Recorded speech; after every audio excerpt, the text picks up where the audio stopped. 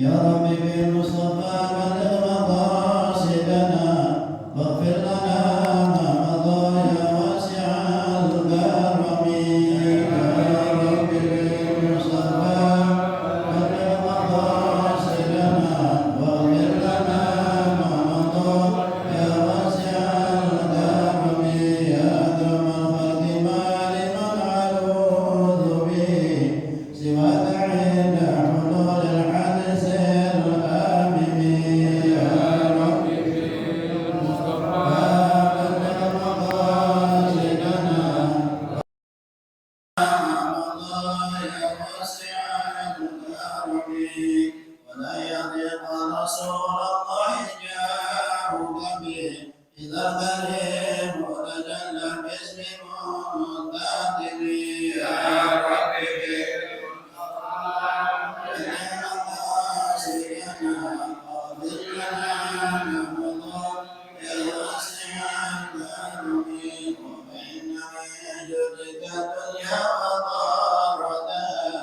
ومن علومك علم اللوح والقلم يا رب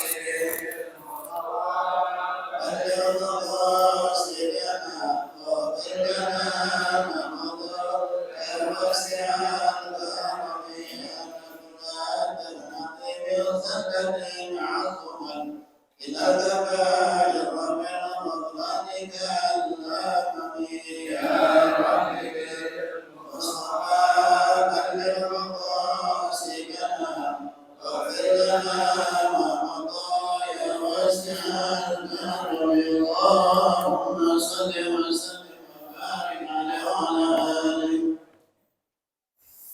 الفاتحة إلى روح المؤلف كتاب الشيخ الإمام الغزالي وصوله يقول من مشايخنا خصوصا الحسن بن عبد الله المشاكر ومن هو مشاكل روح حجي مولانا راشد بن حجي أبو راشد حجة سمية بنت حجي محبوب كي حجي محمد سليم بن حجي سيدي حجة حسنة بنت حجي أبو الفتح كي حجي أحمد بن إلياس بن إلياس كي حجي عثمان نفيس بن سلمان نفيس كي حجي مهدي بن مرجوك حجي يوني شعبان بن حجي مولانا رشيد Haji Fikri Saju Kariman, Haji Abdul Hamid, Parolan Arfan bin Haji Saju Fikri Saju Kariman, Yudi Dargani bin Abdulani, Zainal Asri bin Saleh, Haji Maslan, Syamsuddin Haja Siti Daryatun bin Arwahul Resmo, Haja Sintawadin bin Haji Muhammad Qasim Usurihim, Wapruhim, Allah Ta'asyahum Rahman Fangkir Walidina, Walidikum, wa amatina wa amatikum, wa amwatin muslimin Mulahatul Habib Muhammad Sallam Al-Fatihah.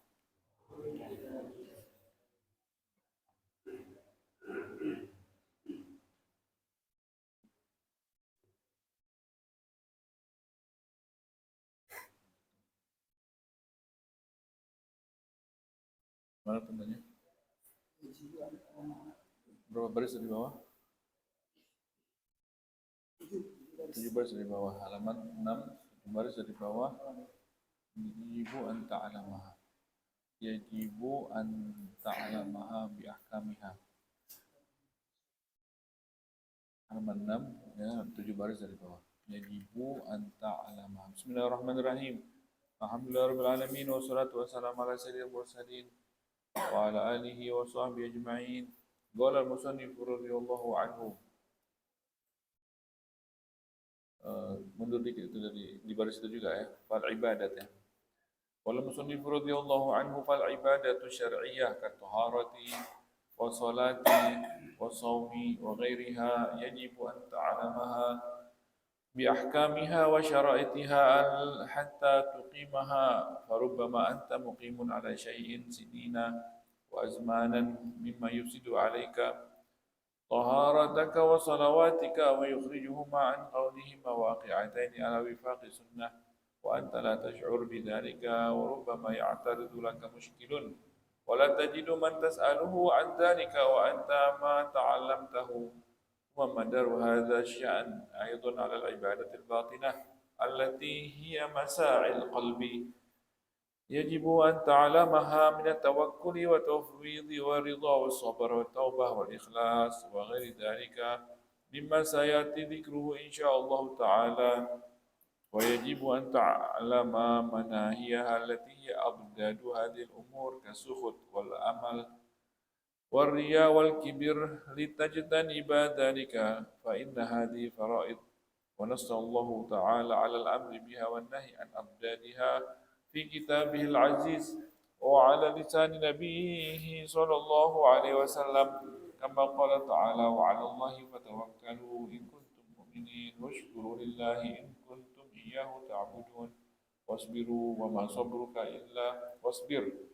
صبرك إلا بالله وقوله وتبتل إليه تبتيلا أي أخلص إليه إخلاصا ونحو ذلك من الآيات كما نص على الأمر بالصلاة والصوم فما لك أقبلت على الصلاة أو الصوم وتركت هذه الفرائض والأمر بهما من رب واحد في كتاب واحد سبحانك لا علم لنا إلا ما علمتنا إنك أنت العليم الحكيم سبحانك لا نحصي ثناء عليك أنت كما أثنيت على نفسك ولك الحمد والحمد لله رب العالمين. Segala puji hanya untuk Allah Ta'ala.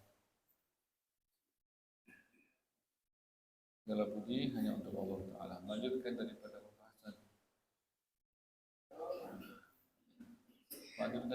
pembahasan kita masih dalam kitab Minhajul Abidin. Berkata Al-Musannif radhiyallahu anhu ila an qala fal ibadatu syar'iyyah, maka ibadah-ibadah yang ada dalam syariah yang diperintahkan oleh syariah katoharati wa salati wa shaumi, seperti bersuci ya, seperti bersuci dan salat dan puasa wa ghairiha, dan yang lain-lainnya daripada ibadah yang kita diwajibkan oleh syariah, itu wajib anta'alamaha, untuk kita mempelajarinya, mengetahuinya lebih dulu ya, mengetahui supaya kita bisa mengerjakannya. Jadi mesti ada ilmunya dulu. Bi ahkamiha, ilmu tentang hukumnya. Jadi gimana supaya sholat itu sah, gimana supaya sholat itu tidak batal, apa syarat-syaratnya, bersuci gitu juga, puasa gitu juga. Ini hukum-hukumnya mesti kita pelajari. Wa syara'itiha, dan syarat-syaratnya ya, hukum-hukumnya, rukun-rukunnya, sunnah-sunnahnya. Hatta tuqimaha, sehingga kita bisa menegakkannya. Kan perintah dari Allah Ta'ala, supaya kita bisa menegakkan perintah yang Allah perintahkan kepada kita. Farubbama anta muqimun 'ala syai', jangan-jangan kalau kita enggak punya ilmu, farubbama anta muqimun 'ala syai', jangan-jangan kamu ini mengerjakan suatu ibadah sininan, bertahun-tahun, wa azmanan, dengan waktu yang lama, ternyata selama ini ibadah kita mimma yufsidu 'alaika, ternyata ibadah kita ya, mimma yufsidu 'alaika adalah sesuatu yang kita mengerjakan tersebut sesuatu yang rusak, ibadah yang salah. Nah, kalau kita nggak punya ilmu, jangan-jangan kata Imam Ghazali, bertahun-tahun kita ibadah, bertahun-tahun waktu yang lama kita ibadah, ternyata ada sesuatu yang merusaknya tanpa kita ketahui. Itu kenapa itu? Karena nggak ada ilmu. Makanya wajib kita punya ilmu dalam kita beribadah supaya syaitan tidak bisa mengganggu kita, supaya tidak bisa menipu kita. Syaitan kan nggak mau kita beribadah. Kalau dia tidak bisa berhasil menahan kita untuk ibadah, dia cara lain dia akan masuk merusak ibadah. Jadi pertama caranya dia menghalangi secara total, jangan ibadah. Udah santai-santai aja, nongkrong-nongkrong aja gitu. Kalau dia tidak bisa, dia pertama gitu menghalangi supaya kita beribadah. Itu usaha pertama dia. Karena memang dia motivasi utamanya adalah memasukkan sebanyak-banyak daripada manusia ke neraka sebagaimana dia. Ya. Jadi kalau dia nggak bisa menghalangi kita untuk ibadah, maka cara kedua, opsi kedua dia, ya udah kalau ini nggak berhasil, maka target yang kedua rusak ibadahnya. Nah, itu akan mudah dia masuk ke cara kedua itu kalau kita tidak punya ilmu. Dia akan mudah menjalankan cara kedua itu kalau kita nggak punya ilmu. Makanya dia paling takut kalau dia ada orang ilmu, dia takut. Syaitan itu takut sama orang berilmu. Ya. Jadi makanya ini katanya wajib kita punya ilmu atas ibadah yang kita diperintah, itu punya ilmu supaya tidak tertimpa dengan hal itu, sesuatu yang merusak ya, mimma yufsidu alaika, sesuatu yang merusak atasmu, taharataka, bersucimu. Nggak tahu kita ternyata bersuci kita salah selama ini, tidak sah. Kalau nggak sah bersuci, ya maka nggak sah sholatnya, nggak sah bersuci, nggak sah tawafnya, nggak sah umrohnya, nggak sah tawafnya, nggak sah hajinya, gitu kan? Nah, itu haji bisa bisa haji bisa nggak sah gara-gara wudhunya nggak benar. Bayangin coba, haji kan ibadah besar, gara-gara bersuci yang sederhana bisa merusak ibadah besar, gitu kan? Nah, jadi jangan sampai katanya taharataka wa salawatika, dan salat-salatmu katanya. Jangan-jangan selama ini bertahun-tahun tanpa, karena kita nggak punya ilmu, rusak itu salat-salat kita tidak tahu. Di antaranya itu kan kalau orang kantor itu, di antaranya yang membatalkan wudhu kan apa? Tidur itu membatalkan wudhu. Di antara yang membatalkan wudhu apabila kita tidur, itu wudhu kita batal. Walaupun kita nggak kencing, walaupun kita nggak kentut, itu tidur itu otomatis membatalkan wudhu. Ya, itu banyak itu kita temuin tuh orang-orang kantor yang dia nggak sempat pulang ke rumahnya, dia kecapean kan nunggu khutbah Jumat, ketiduran dia, totalnya bangun udah komat, langsung aja dia sholat Jumat tanpa wudhu. Kenapa? Tadi dia udah wudhu, karena dia tidur batal. Banyak yang nggak tahu, kasihan itu orang-orang kantoran itu. Jadi tidurnya ada tidur yang nggak batal. Tidur yang bagaimana yang nggak batal? Kalau dia tidurnya bersila gini, kalau dia tidur bersila dan tidak berubah. Kalau dia tidur, kalau kita mulai merasa ngantuk, kita pengen wudhu, kita nggak batal gitu. Maghrib kita udah wudhu, nanggung sholat isya, tapi kok mulai ngantuk nih. Ya udah, ketika kita merasa ngantuk, pasang posisi bersila, duduknya bersila. Kalau bisa nyender, kalau jadi nggak goyang kan. Kalau kita bangunnya tetap posisinya begitu, posisi kita bersila, kita pas sadarnya udah ngantuk kan gitu, tunduk-tunduk sampai ngelayap gitu, sampai pules. Kalau kita bangunnya masih posisi nggak berubah duduknya, maka wudhunya nggak batal. Tapi kalau kita tadi duduknya bersila, tentunya pas bangun udah ngelonjor, batal gitu. Apalagi dari awalnya udah ngelonjor. Kalau dari awal duduknya udah ngelonjor atau angkat kaki satu, gitu kan, walaupun nyender, batal itu. Jadi kalau duduk tidurnya tidak, posisinya tidak bersila, maka batal. Banyak orang kantor nggak tahu, kesian, kasih tahu sama mereka. Dia nyangka selama ini dia sholat Jumat, ternyata nggak sholat Jumat, ya kan? Nggak sholat Jumat, apa hukumnya, ya kan? Itu. Jadi banyak itu hal-hal tersebut, hal-hal yang merusak ibadah tanpa disadari seorang itu. Dia nggak tahu karena nggak ada ilmunya. Ya, dia tidak mensadari hal itu karena tidak belajar. Ada lagi macam-macam tuh, banyak kita temuin. Tidak dapat ruku sama imam di mall tuh banyak. Dia ambil wudu, buru-buru sholat. Imam itu udah baca Fatihah, udah baca surah, contohnya Allahu Akbar, dia baru nyampe ke tempat sholatnya. Pas dia takbir Allahu Akbar, imam udah i'tidal. Ketika dia takbir, imam sudah bangun dari rukunya. Berarti kan nggak dapat ruku dia. Dia ikut semuanya.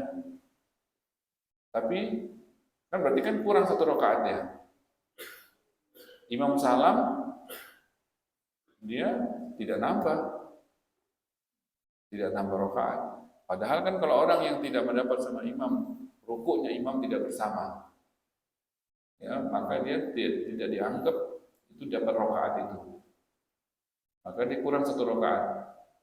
Apa yang mesti dia lakukan? Ketika imam salam, dia mesti tambah satu. Ini dia tidak nambah. Berarti sholat maghribnya kurang satu rakaat. Boleh nggak sholat maghrib 2 rakaat? Nggak sah. Gitu. Jadi banyak yang nggak tahu juga.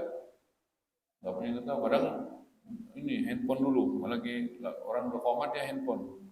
Gitu kan urusan kerjaan. Imam udah baca Fatihah, udah surah, baru dia buru-buru. Tapi tetap nggak keburu. Pas dia mau takbir, imam udah bangun dari rukunya. Dia tetap aja habis itu dia berdiri, dia ruku. Dia gitu, dia berdiri, dia ruku, dianggap udah. Padahal masbuk yang seperti itu tidak dianggap dapat rakaat. Kapan orang masbuk itu dapat rakaat? Kalau dia bisa mendapati rukunya imam bersama-sama. Barulah dia dapat rakaat itu dihitung. Walaupun Fatihah nggak sempat baca, ya kan? Nah, ini ilmu seperti ini kan mesti dipelajari untuk supaya berarti kan dia tahu kalau begitu berarti mesti nambah satu rakaat. Itu dia nggak tahu. Dia sangka sudah sholat maghrib, ternyata belum sholat maghrib kalau hukumnya. Gitu kan? Nah, itu gara-gara dia tidak punya ilmu. Banyak hal-hal seperti itu banyak yang mesti kita pelajari. Katanya. Maka yukhrijuhuma an kaunihima waqi'ataini ala wifaqi sunnah. Jadi kalau kita nggak punya ilmu ternyata ada sesuatu yang yukhrijuhuma, yang mengeluarkan keduanya, bersucinya kita atau salatnya kita an kaunihima daripada adanya dia, jadinya dia waqi'ataini ala wifaqi sunnah sesuai dengan sunnah yang diajarkan oleh Rasulullah SAW. Jadi ternyata tanpa kita tahu, ternyata ibadah kita sudah keluar daripada sunnah, dari jalur daripada sunnah. Tidak sesuai. Wa anta la tash'uru bidzalika, dan kamu tidak mensadari hal itu. Kenapa? Gara-gara nggak punya ilmu. Ya. Tapi kalau yang punya, orang punya ilmu pas ngelihat dia begitu langsung ketahuan, salah itu ibadahnya, gitu kan? Apalagi kalau dianya punya ilmu, anak ibadah anak salah ini, gitu kan? Kalau kita yang punya ilmu, lihat orang kita yang pernah belajar, yang udah belajar, lihat dia ini salah, itu ibadah itu salah, gitu kan? Langsung ketahuan, langsung terang, sah tidak sahnya ibadah seseorang langsung kelihatan. Kalau yang nggak punya ilmu, la tash'ur, kamu tidak mensadari itu, gitu kan? Warubama ya'taridu laka muskil, atau tiba-tiba mungkin muncul padamu di hari-harimu dalam ibadahmu muskil, sesuatu pertanyaan, suatu iskal, suatu pertanyaan yang terbersit di benak kita tentang ibadah misalnya kan. Wala tajidu man tas'aluhu an dzalika, dan kamu tidak mendapati orang yang kamu bakal menanyakan kepadanya. Kitanya nggak punya ilmu, orang yang mau kita tanya nggak ada. Suruh baca kitab nggak bisa, ya kan?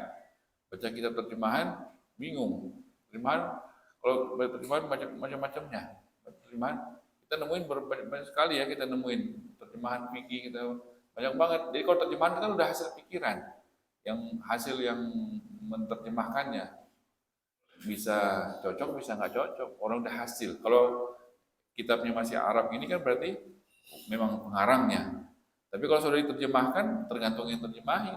Kalau dia paham, bisa. Kalau nggak paham, ya maka kita ikut salah paham juga bersama dengan itu. Banyak kita nemuin tuh kan, kita fikih kan, kita ketemuin tuh salah beberapa titik kan, banyak yang salah. Di majelis kita ada majelis fikih, ya kan, ada yang pakai pujuk terjemahan. Kemarin siapa tuh yang pakai terjemahan?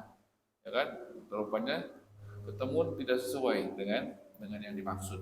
Nah, jadi nggak ada yang kita tanya. Jadi orang kita nggak punya ilmu, orang yang kita tanya nggak ada. Kita nggak, wa anta ma ta'lam tahu, dan kamu tidak belajar. Kamu tidak belajar, kata Imam Ghazali. Maka akan timbullah kita di masalah. Apalagi kalau lagi umroh, apalagi kalau lagi haji, kan? Maka itu perlu darurat, ilmunya darurat. Maka sebelum haji atau sebelum umroh kita mesti benar-benar bahas apa-apa yang penting yang mesti kita bekal kita untuk di sana, kan? Summa madaru hadisyan. Maka kemudian katanya, kemudian perputaran daripada urusan ini juga. Madar, ya. Jadi kita membahas tentang orang wajib punya ilmu dalam kita beribadah. Ini pun katanya madaru hadisyan, ini urusan ini pun katanya aidon juga alal ibadatil batinah, bukan hanya ibadah zahir saja. Ibadah batin juga, ibadah ada dua, ada zahir, ada batin. Ya kan? Ada ibadah yang bisa kita lakukan dengan badan kita zahir, ada ibadah yang bisa kita lakukan dengan batin kita, hati kita. Jadi yang beribadah itu bukan zahir aja, batin juga beribadah. Kata Imam Ghazali, jangan lupa kita ibadah kita bukan zahir aja, ada batin juga, zahir sama batin. Jangan lupa, kata Imam Ghazali, ada urusan ibadah batin juga yang mesti kita laksanakan. Allati hiya masail qalbi, yang dia adalah perjalanan hati. Jadi hati kita ini berjalan juga, hati kita ini berjalan juga dengan di jalannya. Kaki kita berjalan juga di jalannya, jalan gang, jalan raya, kaki kita jalan.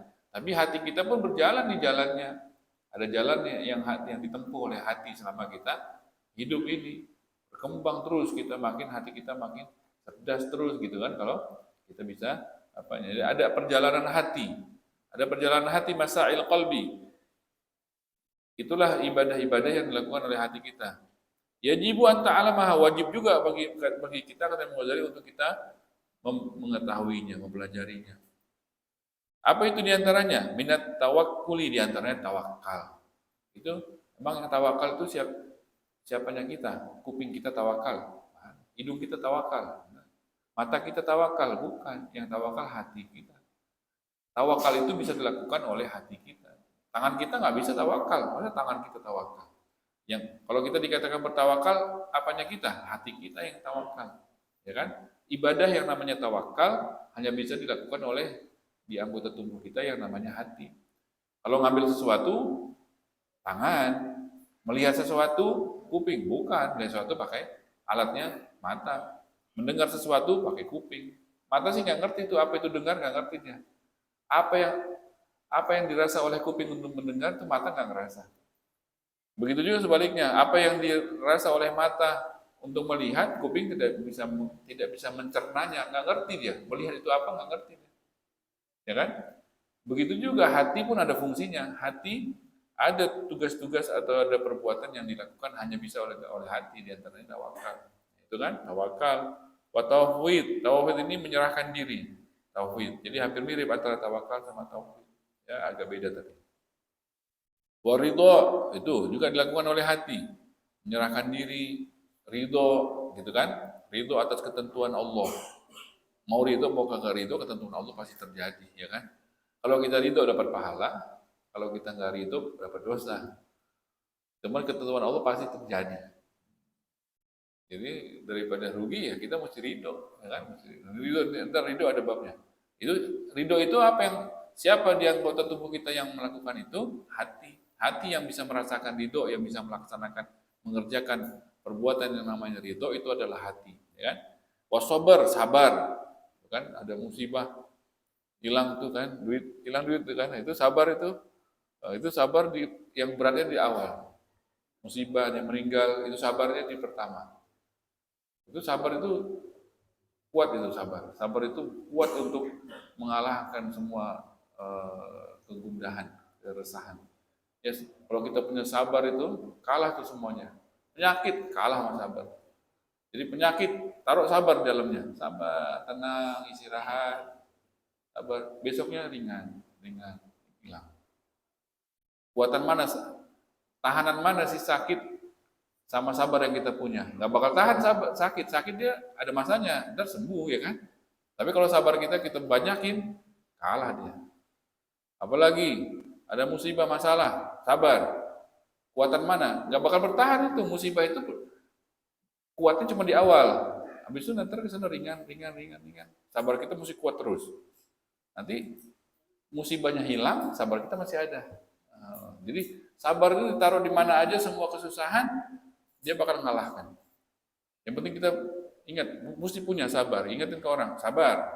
Nggak lama. Artinya musibah ini capeknya cuma di awal. Sakitnya cuma di awal, sabar dia. Besok berkurang udah.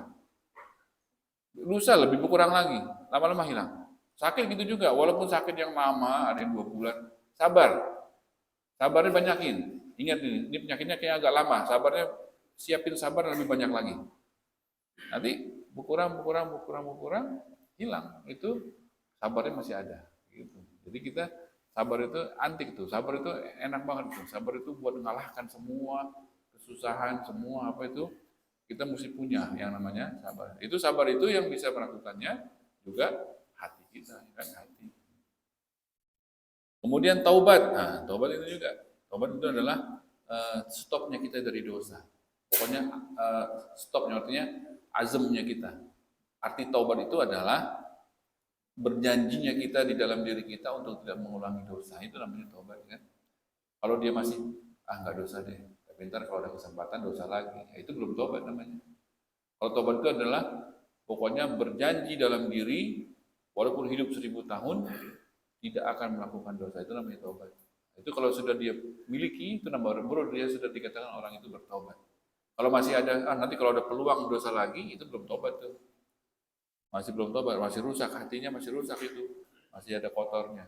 Maka tobat ini pun janji untuk tidak mengulangi dosa ini, Walaupun hidup 1000 tahun, itu namanya taubat tersebut yang bisa dilakukan oleh hati juga. Hati. Mana bisa gigi yang berjanji, mana bisa. Mulut yang berjanji, mana bisa.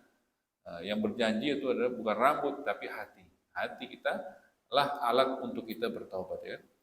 Kemudian ikhlas, gitu juga. Itu amal hati juga, ikhlas. Ikhlas hanya untuk Allah. Perbuatan kita semuanya hanya untuk Allah, itu namanya ikhlas. Kan memang cuma Allah yang bisa memberi manfaat, hanya Allah juga yang bisa bikin bahaya. Jadi kalau kita tahu itu semuanya, maka yang perlu kita perhatikan hanya Allah saja. Itulah ikhlas. Artinya ibadahnya kita, berbuat baiknya kita sama diri kita, sama orang lain, sama apa semuanya, kita patokan kita Allah. Nanti Allah yang balas. Gitu kan? Kalau itu namanya ikhlas. Allah Maha tahu dan Allah yang bisa membalas semana Allah. Apapun tangan orang yang nyampe ke kita melalui orang, itu Allah yang gerakin. Kalau tanpa Allah gerakin tangan orang tersebut, untuk dirinya nggak bakal bisa nyampe. Ini orang yang punya, ini orang itu. Untuk dirinya nggak bisa bermanfaat, walaupun sudah di tangan dia sendiri. Apalagi buat orang lain. Sehingga bisa nyampe suatu manfaat ke orang lain, melalui orang lain, itu pasti Allah yang gerakin. Nah, jadi semuanya kuncinya di Allah. Kalau kita sudah tahu kuncinya itu, maka ikhlas akan mudah. Ya kan? Nah, ikhlas itu juga yang bisa dilakukan adalah wa ghairi dzalika, dan yang lain-lain daripada perbuatan itu. Maka kata Imam Ghazali, perhatikan amal batin juga, jangan hanya amal zahir saja. Lima saya dzikruhu insyaallah taala wallahu a'lam. Tanda itu dua baris wajibu at-ta'lam. Wallahu a'lam. Subhanakallahumma wa bihamdika asyhadu an la ilaha illa anta astaghfiruka wa atubu ilaik. Rabbana anfa'na bima 'allamtana, rabbi 'allimna alladhi yanfa'una, rabbi faqihna wa faqih lana wa qarabatin lana fi dinina ma'al qudri wa dzakar, rabbi wafiqna wa wafiqhum lima ترتدي قولا وفعلا كرما وارزقنا كل حلالا دائما واخرنا يا علماء نحظى بالخير ونكفى كل شر ربنا اصلح لنا كل شؤون واقرا برضا منك العيون واقض عنا ربنا كل الديون قبل ان تاتينا رسل المنون واغفر واستر انت اكرم من ستر وصلاه الله تغشى المصطفى من الى الحق دعانا والوفاء في كتاب غير الناس الشفاء وعلى الآل الكرام الشرفاء وعلى صحب المصابيح الغرار اللهم اهدنا بهداك واجعلنا ممن يسارع في رضاك ولا تولنا وليا سواك ولا تجعلنا ممن خالف أمرك وعصاك وحسبنا الله ونعم الوكيل ولا حول ولا قوة إلا بالله العظيم وصلى الله على سيدنا محمد وعلى آله وصحبه وسلم والحمد لله رب العالمين. الفاتحة.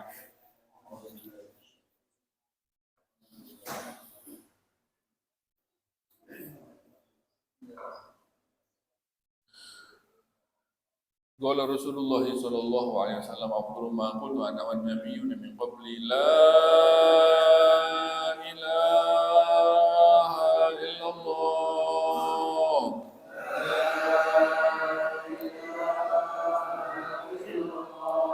لا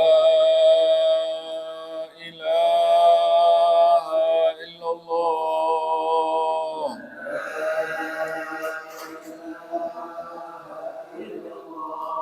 لا إله إلا الله